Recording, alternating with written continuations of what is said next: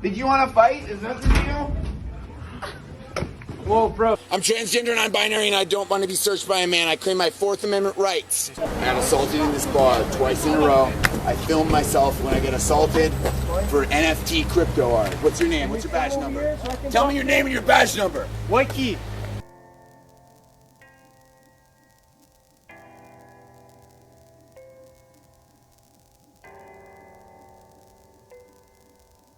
Hello listeners, I'm your speaker Casey and welcome to this deep dive look into another Hollywood celebrity that has been in the news after the last few years for accusations and allegations of cult-like activity, grooming and physically abusing fans.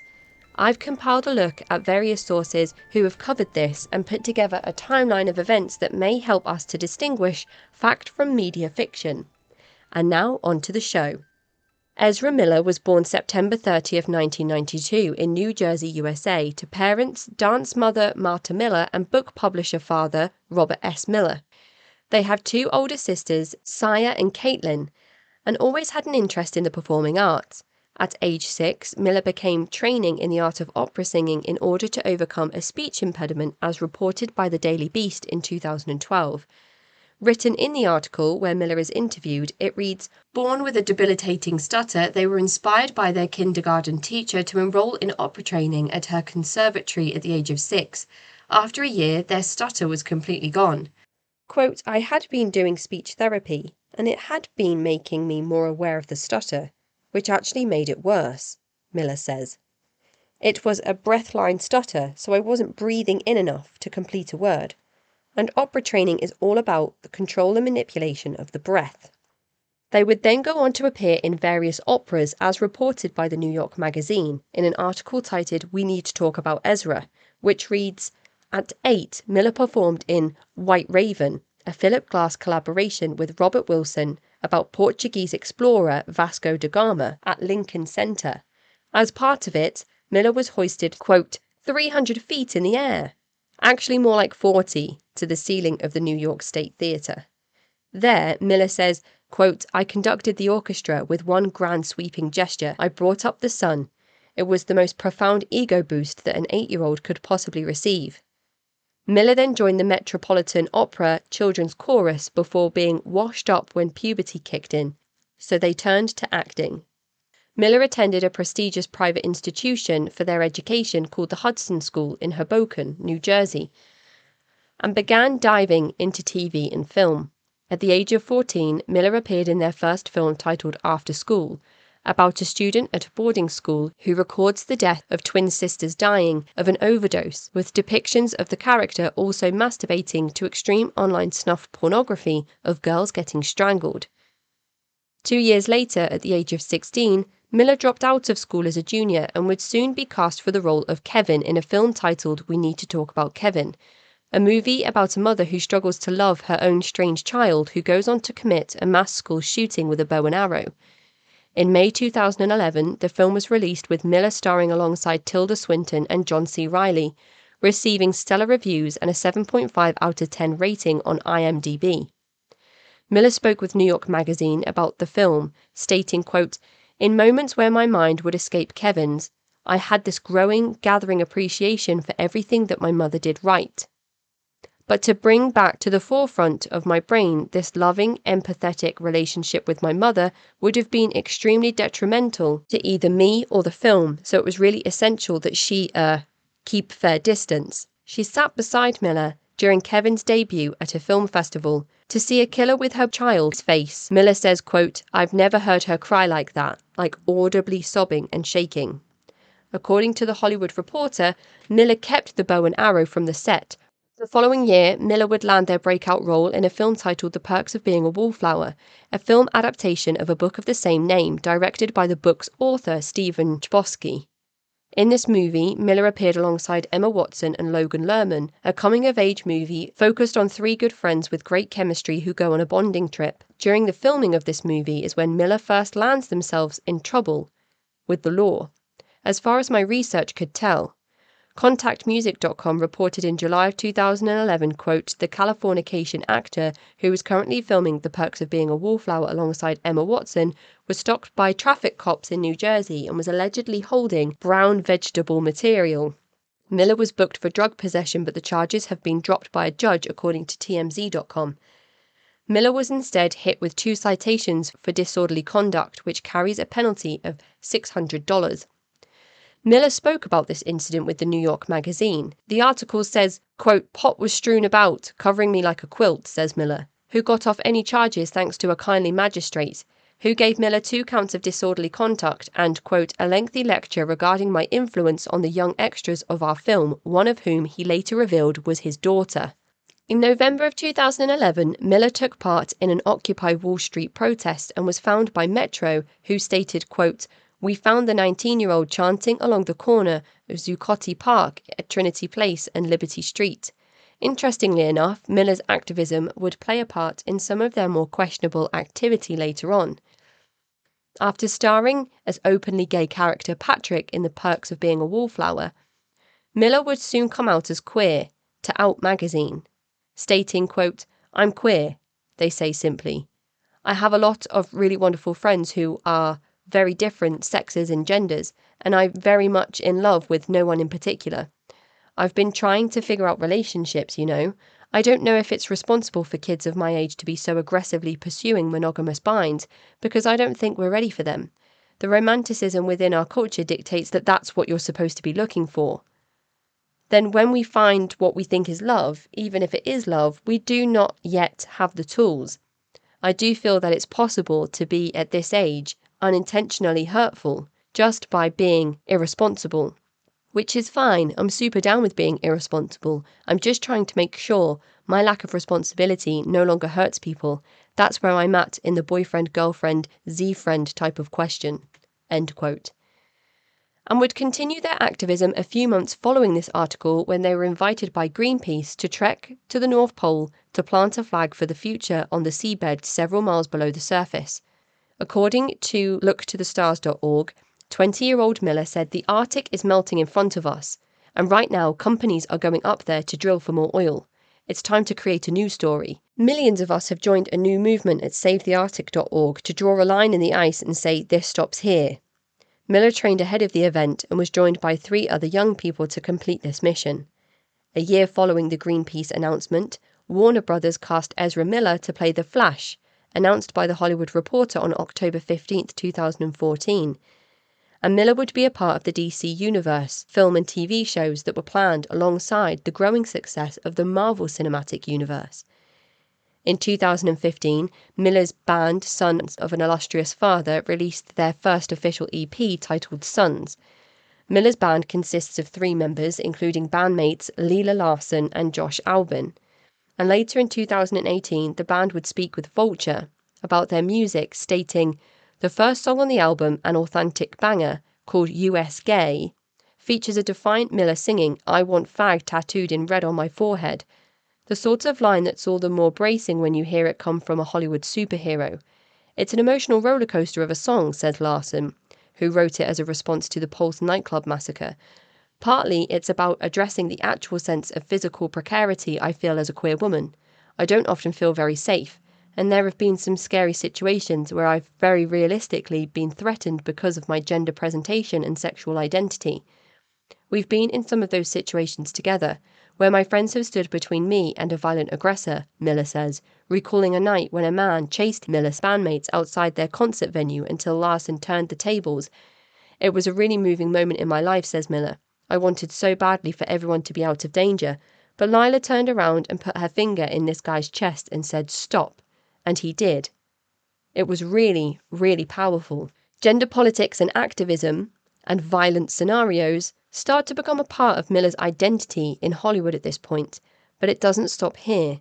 A year after the release of Miller's EP, Variety announced that they were considering a part in the Harry Potter spin-off Fantastic Beasts and Where to Find Them, another Warner Brothers title. And a year later, Miller would make his first appearance as the Flash in DC's Batman vs Superman Dawn of Justice with a brief cameo in Suicide Squad, before the release of Fantastic Beasts and Where to Find Them, all in the same year. All of this rising through the Hollywood ranks didn't stop Miller finding time to voice their thoughts on matters of world crisis, commenting on the work of people involved in a protest to stop the construction of a Dakota Access Pipeline on the Standing Rock Reservation, stating to MTV, quote, "I'm in such awe of these kids. I would really love to join them as they run up to the gates of the White House and demand that they be heard, but I'm here in London working on the Justice League, so I can't. To me, these kids are the real Justice League. They're doing something incredibly self-sacrificial and brave to stand up for something that they believe in, which is a matter of survival."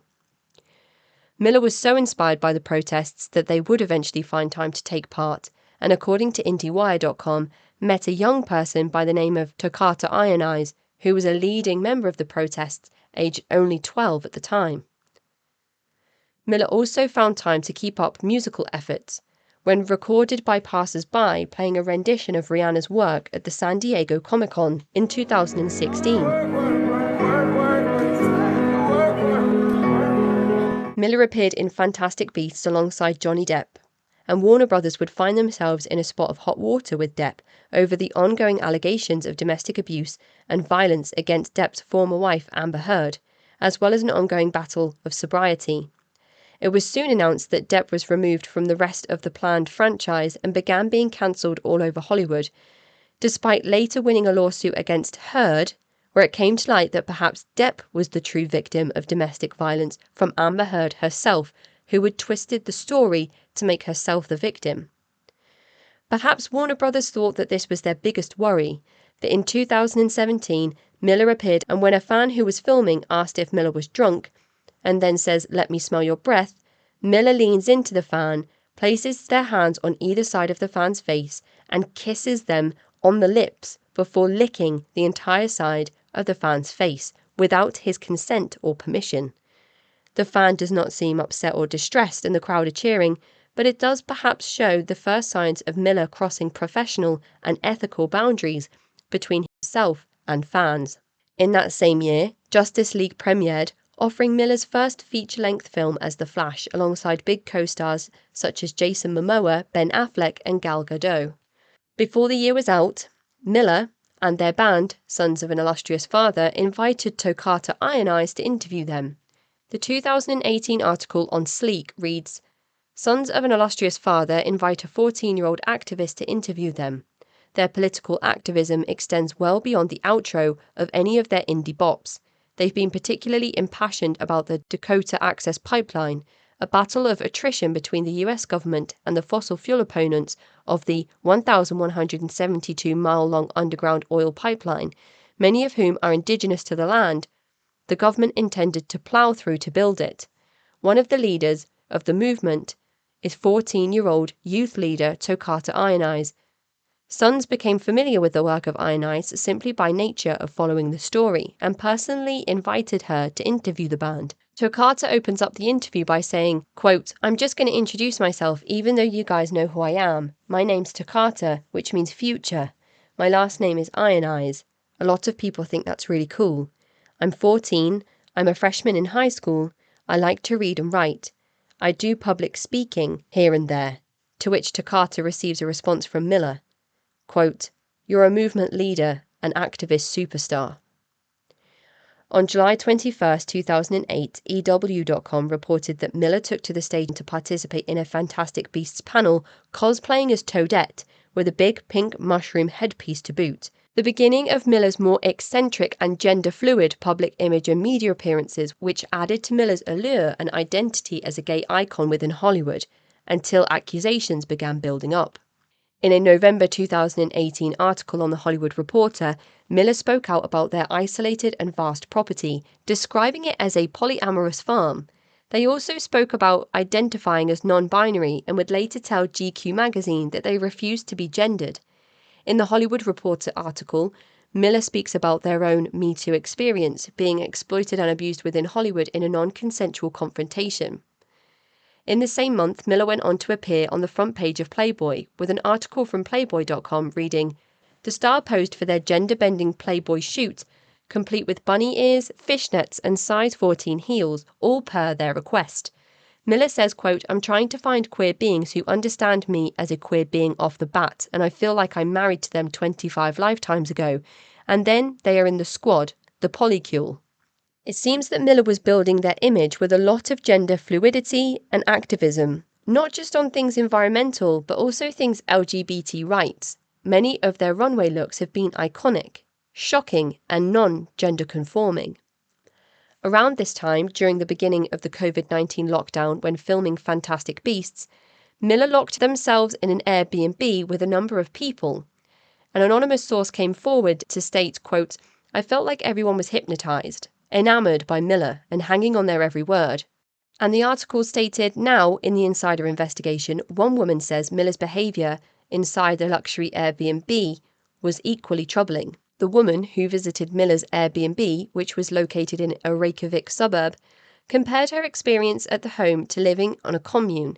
At the Airbnb, sources told Insider that Miller's personal assistant and spiritual advisor Jasper Young Bear would lead group meditations, and that Miller even alluded to possessing supernatural powers. Young Bear also told many locals that he had cut off at least one of his fingers during a ritual ceremony. Miller also exhibited erratic mood swings when anyone tried to leave the house, several sources told Insider. The woman who visited the house in March told Insider reporters that the actor became angry when she tried to use the phone in front of them. They even told her that they could read minds. She told Insider she felt trapped and intimidated before eventually texting a family friend to come and get her. Quote, "I was a bit traumatized for a while. It was one of the weirdest days I've ever experienced." Another 23-year-old woman who visited the house and wished to remain anonymous told Insider that Miller's attitude would shift without warning. She described one incident of guests changing a song in the house, which caused Miller to fly into a rage. Quote, "They snapped from being a friendly host to this really angry person," she said. Incidents like this one described reportedly sparked rumours in Iceland that Miller was running a cult out of the Airbnb. Shortly after this event, things would turn even more problematic for the actor when they were caught on film seemingly choking a fan and tackling her to the ground. In flip-flops and what appears to be a big long coat or dressing gown, the fan jokes with Miller, according to Variety, who wrote, "The 7-second video shows a man saying, 'Oh, you want to fight? That's what you want to do,' to a young woman who appears to be jokingly preparing herself for a fight and is smiling. The man, identified as Ezra Miller, then grabs the girl by the throat and throws her to the ground. At this point, the person filming says, 'Whoa, bro,' and stops shooting, with the footage ending abruptly. The event took place in Iceland at a posh bar after Miller became agitated at a group of pushy female fans who approached him inside the bar. Rapp reported that Miller was not under criminal investigation after law enforcement were never called to the scene of the crime.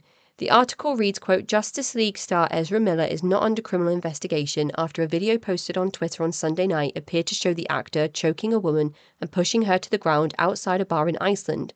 Soon after this, Miller seemed to be filming themselves in a vehicle, recording a video confronting a chapter of an extremist group with disgusting views that are also known as a group with 3 Ks, accusing them of something cryptic before offering to kill them if they do not kill themselves. In 2002, Miller appeared in a film titled Asking for It, about a woman who is sexually assaulted and meets up with an all-femme gang to take revenge, starring alongside Vanessa Hudgens. Making a point to be part of movies with social commentary following the Me Too movement, despite being accused of similar allegations around the same time. On March 27, 2022, Miller won the Oscars fan favourite moment with a clip of them entering Zack Snyder's Justice League at Speed Force, but would be arrested the very next day and can be heard screaming at these officers about rights, gender identity, and more. Apparently, the arrest came in Hawaii in a karaoke bar, according to The Guardian, after Miller became increasingly agitated. The article states, quote, "Police allege the actor then grabbed the microphone from a 23-year-old woman singing karaoke and later lunged at a 32-year-old man playing darts. The bar owner asked Miller to calm down several times to no avail. According to Radar Online, a husband and wife who Miller had met recently at a farmer's market hit it off and had since been living together, paid Miller's $500 bail. He had been helping the actor with various errands, ferrying them around town before things turned ugly, and the husband filed a restraining order against Miller. The article says, quote, "He claims hours later, back at his house, Ezra lost it. On the 28th of March, Ezra burst into the bedroom of the petitioners and threatened the husband, saying, 'I will bury you and your shit wife.' Ezra stole the passport of the wife and the wallet, which included an SS card, driver licenses, bank cards, amongst other things that belonged to the husband. Sources close to the couple claim that they have taken the matter to the police, but have yet to have their items returned. Vulture later reported that the restraining order was dropped and the case was taken no further. But following these allegations, DC and Warner Brothers went on to hold an emergency meeting regarding Miller's future in both movie franchises, as both The Flash and Credence Barebone in Fantastic Beasts, according to information on rollingstone.org. And despite no news regarding a decision, and despite Miller being aware of their future in Hollywood, they continued to find themselves in trouble. A few weeks following their arrest in Hawaii, Miller was arrested again on the same island. This time, according to page6.com, Miller threw a chair at a woman, hitting her in the head. The attack apparently came after Miller was asked to leave a private residence and became angry. Miller was facing charges for second-degree assault, but their erratic behavior continued, according to Rolling Stone. Miller proceeded to steal music from a producer and post it online, leaking the material. And a month after that, some of the most serious allegations against Miller would surface. The Daily Mail reports that the tearful parents of Toccata Ionise have reported their child missing, accusing Ezra Miller of grooming her. They mentioned that Miller tried to climb into bed with her when she was 14 during a trip to London that Miller had paid for. Perhaps this was the visit their child made to interview the band, Miller included. The article goes on to detail that Miller supposedly plied their daughter with LSD, booze, weed, and that the parents do not know where their child currently is. They say she's been missing since May 29th, last seen with Miller, when the parents had finally tracked the couple down and confronted them before they jumped in a taxi and sped off. Apparently, Toccata Ionise then took to social media to call her parents abusive, and that Miller is the only one to understand her gender identity and needs as an individual, and that Miller has been nothing but a friend to her. The video was soon removed, and Miller's Instagram disappeared altogether. According to TMZ, the parents took to the courts to get legal protection for their child, stating the parents say they flew to Miller's Vermont home in January to get their daughter and discovered she didn't have her driver's license, car keys, bank card, and other items needed to navigate life independently. They say they also found bruises on Toccata's body, which they allege Ezra Miller caused. A statement made by Toccata details that Miller was the only one to support them, and quote, "I dropped out of Bard 5 months ago. My friend and comrade William passed shortly thereafter. My mind was incredibly impacted and I've needed space and time for the processing of grief. My comrade Ezra Miller, for the entirety of the aforementioned era, has only provided loving support and invaluable protection throughout this period of loss," end quote. Despite both sides of the story being pictured here, even without Miller's own defense, another alleged victim spoke out with the Daily Beast in an article titled 12-Year-Old Granted Order of Protection Against Miller, and goes on to state, on the evening of February the 2nd, the trio contend that Miller was present at the downstairs neighbour's home in Greenfield, which is located about 40 miles from the actor's ranch in Stamford, Vermont. That neighbour is in a band with Whitney Suiters, a musician who is a close friend of Miller's. Miller was wearing a bulletproof vest, and I had no idea until later that they were armed, recalls the visiting neighbour. Tensions began brewing when the mother says she mentioned doing some travelling recently with her tribe of people, leading Miller to snap at her and accuse her of cultural appropriation. Then a conversation about board games allegedly went sideways when, after Miller claimed that the board game Parcheesi had Rastafarian roots, the visiting neighbour, who is half black, questioned Miller as to which sect of Rastafari movement it originated from. At this point, Ezra explodes and started screaming directly into my face, the visiting neighbour tells me. They said, "You don't even know what the fuck you're talking about. What did you say to me? What did you just say to me?" I was caught very off guard, the visiting neighbour continues. Then they opened up their jacket. They had this big, Sherpa jacket, and they opened up one side of their jacket. You could see a gun. And they said, Talking like that could get you into a really serious situation. Next, according to the visiting neighbour, the mother and the child, Miller focused their attention on the 11-year-old, saying, "I've talked extensively with your child, and they have a lot of power to them. At one point, you're going to realise that you don't have any control over them anymore. They're an elevated being, and they would be lucky to have someone like me guide them." They say Miller proceeded to turn to the mother, who dresses goth, and accused her of being a witch and a vampire, repeatedly yelling at her, "Do you want to drink my blood, do you?" Miller then came back to the child and allegedly began pestering them with compliments, at one point moving their chair closer to them, requesting that they add the actor on Instagram and telling the child to pursue fashion. They automatically were just weirdly drawn to me and kept talking about how they love my outfit and my style, and kept going on about how great it was, the child remembers. "It was really uncomfortable. I was really nervous. I was scared to be around them after they'd yelled at my mother and she was crying." The mother and visiting neighbour both believe that Miller may have been under the influence due to their dilated pupils and erratic behaviour. Miller apologised for the outbursts, only to return to pester the family on a number of occasions, including in late April and May, and on June the 4th dressed as a cowboy. In April, both the mother and child maintain that Miller made the child uncomfortable by hugging them and pressing their body closely against them. During the visit in June, the child expressed their interest in horses, and Miller said that they would acquire several horses so that the child could help them care for the herd on their Vermont farm, which also struck them as inappropriate.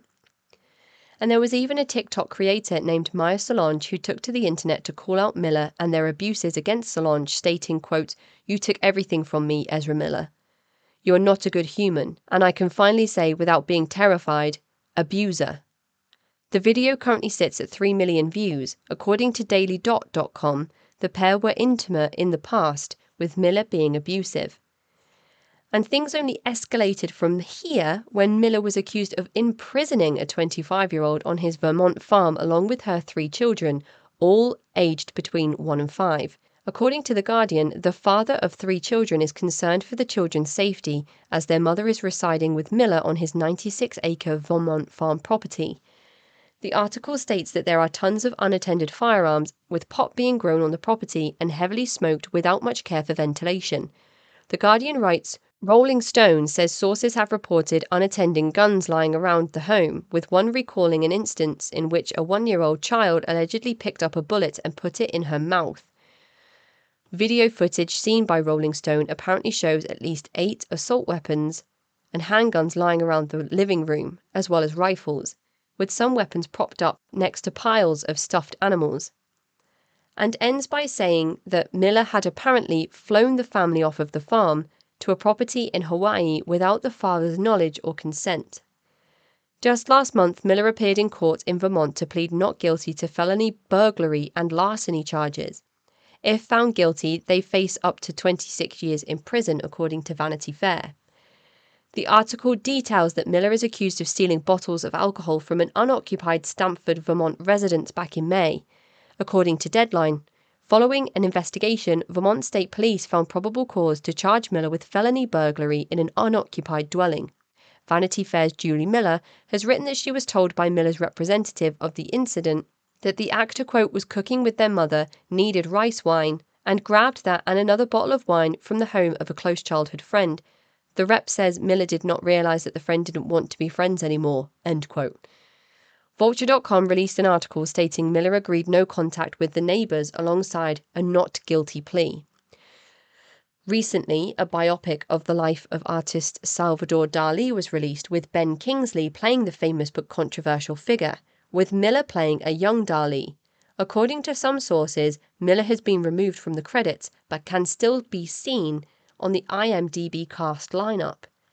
Miller took to the media recently, officially breaking their silence on the string of scandals and allegations, recorded footage from fans and police body cameras, of uploads on their own social media, in an article for The Guardian, stating, Actor Ezra Miller has broken their silence amid a growing list of legal issues and allegations of erratic behaviour, saying they are seeking treatment for complex mental health issues. In a statement provided by a representative of the actor to Variety on Tuesday, the 29-year-old non-binary actor apologised for any alarm they may have caused. Quote, having recently gone through a time of intense crisis, I now understand that I am suffering complex mental health issues and have begun ongoing treatment, Miller said. I want to apologise to everyone that I have alarmed and upset with my past behaviour. I am committed to doing the necessary work to get back to a healthy, safe and productive stage in my life. Although it appears that Miller has yet to be officially cancelled from the DC-verse, it seems their role was significantly smaller in the third instalment of Fantastic Beasts, The Secrets of Dumbledore, leaving their character arc feeling sloppy and incomplete with an ambiguous supposed off-screen death, leaving the door kind of half open.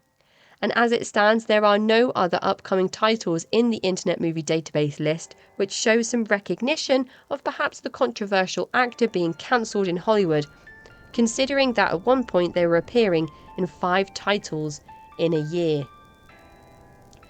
We will keep an eye on the growing controversy and where it goes from here, and perhaps Hollywood is finally moving in the right direction with all of these red flags and warning signs. I hope you find this instalment of Celebrity Investigations interesting or helpful. More on the Celebrity series coming soon. I'm your speaker Casey, host of the Cult Vault podcast.